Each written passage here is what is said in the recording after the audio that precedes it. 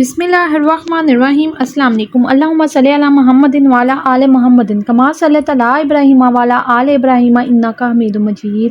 اللہم بارک علی محمد وعلی آل محمد کما بارکت علی ابراہیم وعلی آل ابراہیم انک حمید مجید۔ پیارے دوستو، آپ کا بہت بہت شکریہ، آپ میری ویڈیو کو لائک کرتے ہیں، سبسکرائب کرتے ہیں اور دیکھتے ہیں۔ پلیز کامنٹ بھی کر دیا کریں جس سے میرا حوصلہ بڑھتا ہے۔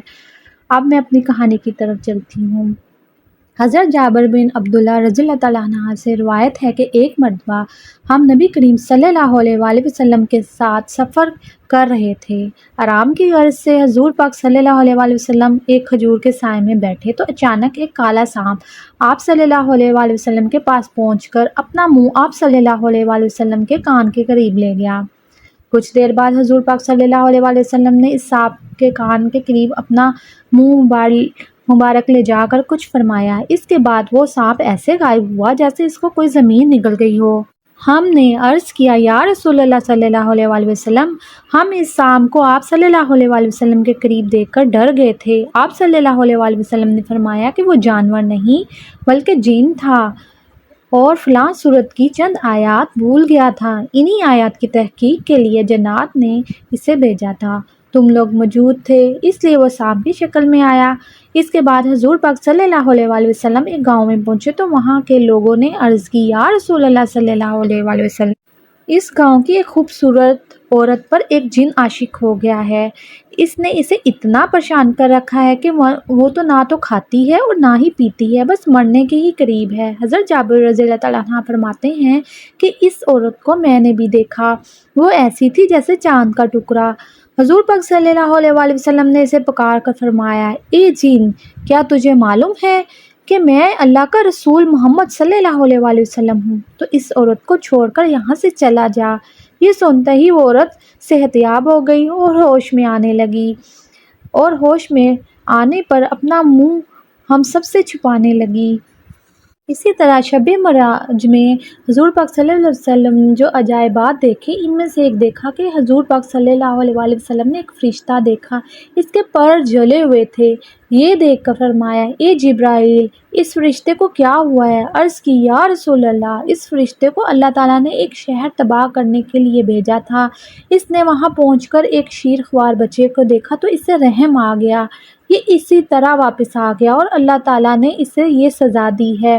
یہ سن کر حبیب خدا صلی اللہ علیہ وآلہ وسلم نے فرمایا، جبرائیل، کیا اس کی توبہ قبول ہو سکتی ہے؟ جبرائیل نے عرض کی، قرآن پاک میں موجود ہے، یعنی جو توبہ کرے گا میں اسے بخش دیتا ہوں۔ یہ سن کر سیدنا عالم صلی اللہ علیہ وآلہ وسلم نے دوبارہ الہی میں عرض کی، یا اللہ، اس پر رحمت فرما، اس کی توبہ قبول فرما۔ اللہ تعالیٰ نے فرمایا، اس کی توبہ یہ ہے کہ آپ صلی اللہ علیہ وآلہ وسلم پر 10 بار درود پاک پڑھے۔ آپ صلی اللہ علیہ وآلہ وسلم نے اس فرشتے کو حکم سنایا تو اس نے 10 بار درود پاک پڑھا تو اللہ تعالیٰ نے اس کو پر اور بال عطا فرمائے اور وہ اوپر کو اڑ گیا، اور ملائکہ میں یہ شور برپا ہوا کہ اللہ تعالیٰ نے درود پاک کی برکت سے بین پر رحم فرما دیا۔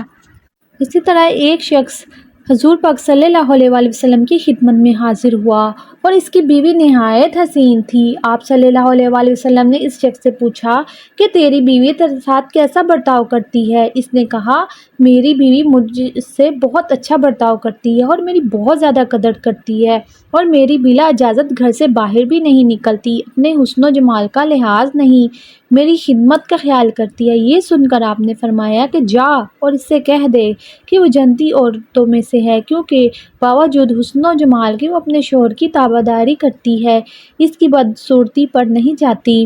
اس حدیث سے معلوم ہوا کہ شوہر کی خدمت کرنے سے عورت کو جنت حاصل ہوتی ہے، بالخصوص وہ عورت جو کہ حسن و جمال میں شوہر سے بڑھ کر ہے، مگر وہ حسن و جمال پر فخر کی بجائے شوہر کی خدمت پر فخر کرتی ہو۔ حضرت مولانا مفتی فرماتے ہیں کہ ایک صاحب کتابت کیا کرتے تھے، جیسے کہ آج کل لوگ کمپوزنگ کرتے ہیں، وہ پرانے زمانے کے کاتب تھے۔ ان کا ایک عجیب معمول تھا کہ انہوں نے صرف درود شریف لکھنے کے لیے ایک کاپی بنائی ہوئی تھی، اور وہ روزانہ صبح سویرے کتابت کرنے کے لیے بیٹھتے اور کتابت کرنے سے پہلے اس کاپی میں فن و کتابت کی روشنی میں ایک بہت ہی خوبصورت درود شریف لکھتے۔ اس کے بعد صبح سے لے کر شام تک مختلف مضامین کی کتابت کر کے اسی سے گزر بسر کرتے۔ ان کی ساری زندگی اسی طرح گزر گئی۔ ان کتابت صاحب کے انتقال کا وقت جب قریب آیا تو انہیں آخرت کی فکر سوار ہوئی اور ڈرنے لگے کہ کچھ ہی دیر بعد اس دنیا سے چلا جاؤں گا اور آخرت میں پہنچوں گا تو معلوم نہیں کہ میرے ساتھ کیا معاملہ ہوگا، میری بخشش ہو بھی کہ نہیں ہوگی۔ اسی دوران ایک مجذوب ان کے گھر کے پاس سے گزرا اور اس نے کہا، ارے تو آخرت سے کیوں گھبراتا ہے؟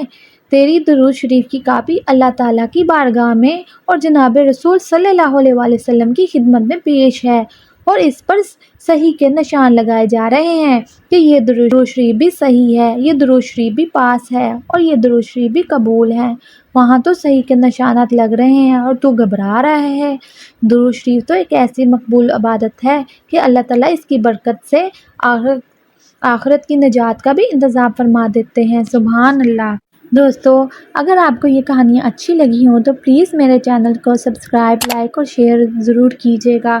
اپنا بہت سارا خیال رکھیے گا۔ اب مجھے اجازت دیجیے تاکہ میں آپ کے لیے اور اچھی اچھی کہانیاں لے کر آؤں۔ اپنا بہت سا خیال رکھیے گا۔ اللہ حافظ۔ Take care.